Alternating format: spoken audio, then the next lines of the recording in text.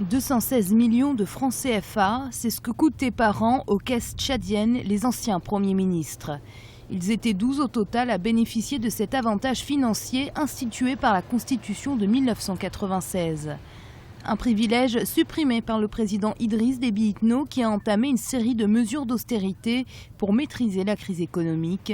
Une nécessité, la chute du prix du baril de pétrole a impacté lourdement l'économie nationale.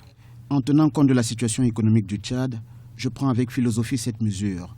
Si cette mesure pouvait permettre d'ouvrir les écoles et les hôpitaux, ce serait bien. Malheureusement, la mesure est prise et des établissements scolaires et sanitaires sont restés fermés. D'autres mesures ont été prises, comme la suppression des bourses pour les étudiants et la réduction des primes des fonctionnaires.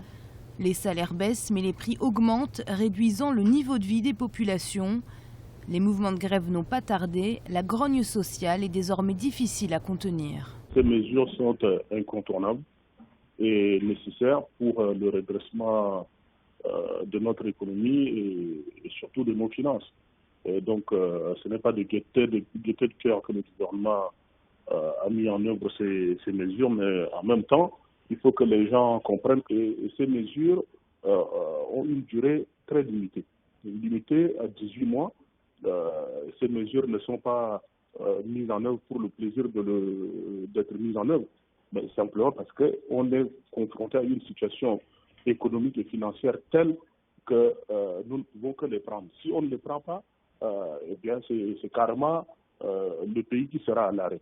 Face à la contestation sociale grandissante, le pouvoir a annoncé que les indemnités des fonctionnaires ne seront plus coupées de 80%, comme initialement annoncé, mais seulement de 50%.